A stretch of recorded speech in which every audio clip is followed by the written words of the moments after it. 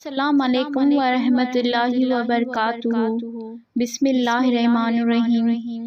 بے شک جن لوگوں نے کفر کیا ان کے مال اور ان کی اولاد اللہ کے عذاب سے بچانے میں ان کے کچھ بھی کام نہیں آئیں گے، اور وہی لوگ آگ کا ایندھن ہیں۔ ان کا انجام آل فرعون اور ان لوگوں کا سا ہوگا جو ان سے پہلے تھے۔ انہوں نے ہماری آیتوں کو جھٹلایا، اللہ نے ان کے گناہوں کے باعث انہیں پکڑ لیا، اور اللہ سخت سزا دینے والا ہے۔ اے نبی، جن لوگوں نے کفر کیا ان سے کہہ دیجئے ان قریب تم مغلوب ہو جاؤ گے اور تم جہنم کی طرف اکٹھے کیے ہانکے جاؤ گے، اور وہ برا ٹھکانہ ہے۔ تحقیق تمہارے لیے ان دو گروہوں میں ایک بڑی نشانی ہے جو بدر میں باہم ٹکرائے۔ ایک گروہ اللہ کی راہ میں لڑ رہا تھا اور دوسرا گروہ کافر تھا۔ مسلمان ظاہری آنکھوں سے ان کو اپنے سے دو گنا دیکھ رہے تھے، اور اللہ اپنی مدد سے جس کو چاہتا ہے قوت دیتا ہے۔ بے شک اس میں بصیرت والوں کے لیے عبرت ہے۔ لوگوں کے لیے خواہشات نفس کی محبت مزین یعنی پرکشش کر دی گئی ہے، یعنی عورتوں سے، بیٹوں سے، سونے اور چاندی کے جمع کیے ہوئے ڈھیروں سے، نشان لگے عمدہ گھوڑوں سے، مویشیوں سے اور کھیتی سے۔ یہ سب دنیاوی زندگی کا سامان ہے، اور اچھا ٹھکانہ اللہ ہی کے پاس ہے۔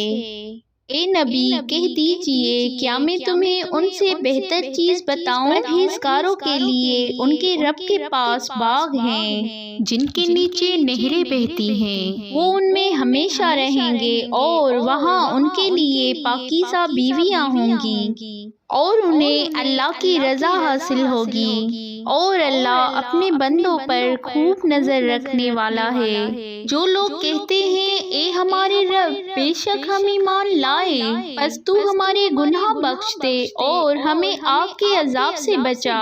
یہ لوگ صبر کرنے والے، سچ بولنے والے، حکم بجا لانے والے، خرچ کرنے والے اور سحری کے اوقات میں بخشش طلب کرنے والے ہیں۔ اللہ نے گواہی دی ہے کہ اس کے سوا کوئی معبود نہیں، فرشتوں نے اور اہل کتاب نے بھی گواہی دی ہے۔ درا حال کا وہ انصاف کے ساتھ قائم ہے، اس کے سوا کوئی معبود نہیں، وہ غالب ہے، خوب حکمت والا۔ بے شک اللہ کے نزدیک دین صرف اسلام ہے، اور اہل کتاب نے صحیح علم آ جانے کے بعد صرف اس لیے اختلاف کیا کہ وہ باہم ضد اور حسد رکھتے تھے۔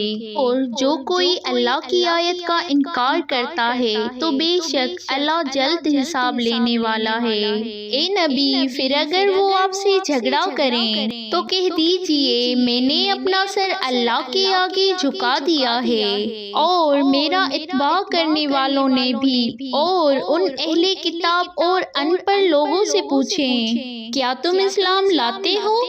پھر اگر وہ اسلام قبول کر لیں تو وہ ہدایت پا گئے، اور اگر منہ موڑیں تو آپ کے ذمہ صرف پیغام پہنچانا ہے، اور اللہ اپنے بندوں کو خوب دیکھ رہا ہے۔